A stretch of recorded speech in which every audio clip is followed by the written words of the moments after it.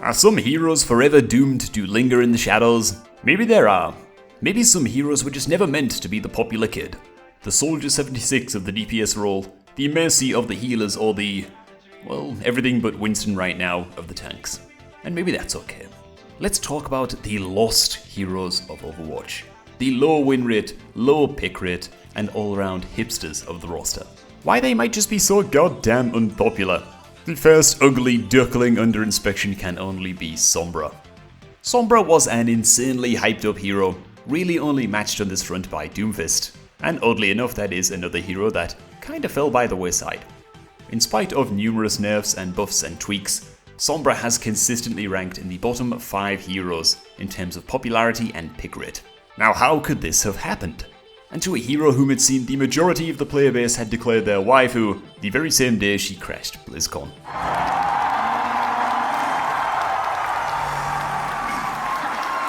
Well, what a time to be alive. First off, Sombra is kinda hard to play. Unlike most DPS heroes, just shooting things isn't quite enough. You actually have to communicate, coordinate, and rely on your teammates to finish your combos. But surely difficulty is only a small part of the story. Ana is regarded as the most challenging support hero in the game by most, and yet she's still played around 4 times more often than Sombra. So what more is going on here? Could it be Sombra's win rate that turns people away? Again, well, probably not. Many more challenging heroes in Overwatch like Doomfist or Ana tend to have lower win rates as well. Probably because a lot of people try them out, lose a bunch of games, and then never dare to touch these heroes again. So I may be wrong, and we're putting on our opinion hats right now, alright? Is it on? You watching at home? Good. The opinion hat means that if you disagree with me, you don't need to get too agitated when I hereby put forward the idea that, well, maybe Sombra just isn't that fun to play. Oh yes, I went there. Hats off boys, it's a free-for-all. But really now, the appeal of wiping multiple enemies with a Pharah barrage or a perfectly placed slew of McCree headshots is so real you can almost taste it. Most DPS heroes have moments like this. Even a hero as clumsy and unloved as Mei, apparently everyone's ex-Bae since the arrival of Sombra and Baguette, is able to slay whole groups of enemies in the right situation. But more on Mei later, so stick around for that. As Sombra, you're going to be spending a lot of your time kind of sneaking around, right-clicking health packs, and worrying endlessly whether or not that goddamn Reaper is camping your translocator again. When you at last get a good shot at scoring a kill, your weapon is only 2/3 as deadly as every other DPS hero's gun, and to top it off, EMP is a setup ultimate.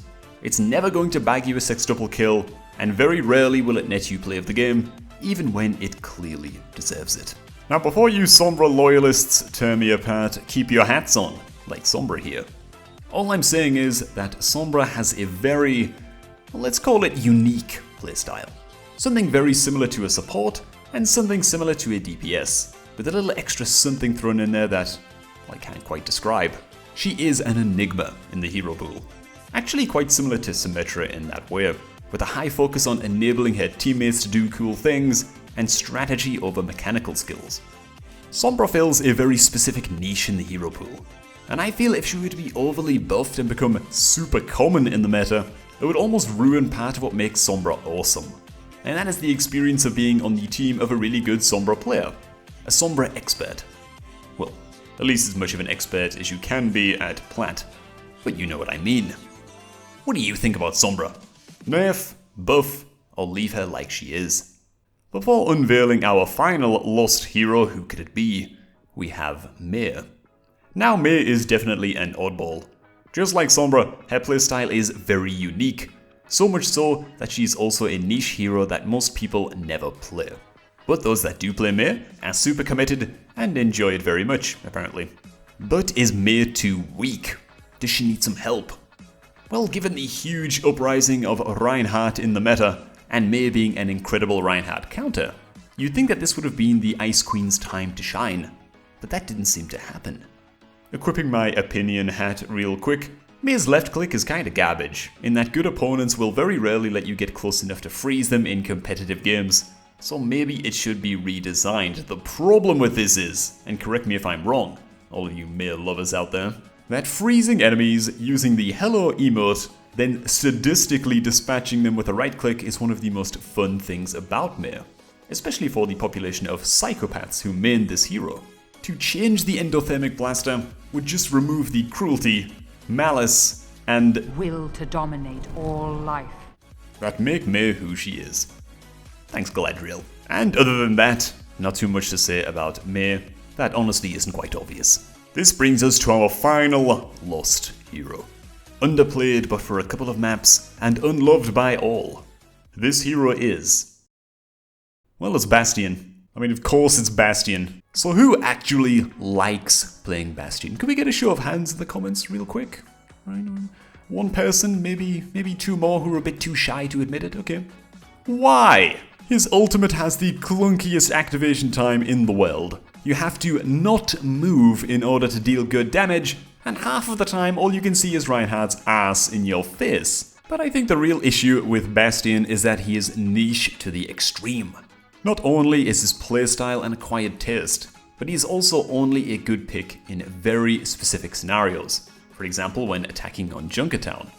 Outside of that, he is widely considered a troll pick, and maybe that's part of it too. Maybe some people do want to play more Bastian in ranked, but frankly don't want to get themselves banned because, well, let's be honest, no one really knows for sure what the rules are when it comes to picking heroes in comp. Bastian also has the issue during the draft where he can be rendered immediately useless if your team does not have a barrier hero, namely Reinhardt or Orisa. If no one on your team plays or wants to play those heroes in that specific game, then you sort of just can't pick Bastian. So does Bastian need a buff or a rework? Well, I think he does, yes. I mean, if Torbjorn is getting the rework treatment, which is the only reason why he has not appeared in this video so far, then why not Bastian too? Surely only the most die-hard Omnic rights activists could argue against this. And hey, if I'm wrong, inform me down below. Change my mind. Before we wrap up this video, here are some very interesting trends of heroes that are kind of on a downward spiral in terms of their pick rate and popularity. Let's start with Genji.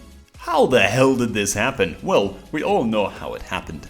Brigitte was added to the game, or Baguette, or Brigitte, or however the hell you want to pronounce her goddamn name. Mrs. Lindholm, alright? Now Genji is not quite a lost hero just yet, but just like Tracer, who is also in a similar boat with the kind of dive-style DPS that Baguette counters, their decline has been clear and substantial in favor of snipers like, Widowmaker and Hanzo, for obvious reasons. However, I do think that the answer to improving the win rate of heroes like Genji and Tracer is not to buff or rework Genji and Tracer. I think we all know who the real culprit is here. Another hero with classically quite average win rate, but an extremely low pick rate in comparison, is Reaper. Poor Reaper. What did Reaper ever do wrong? Well, Reaper is classically recognized as one of the most powerful tank busters in the game, I suppose you could say alongside Bastian.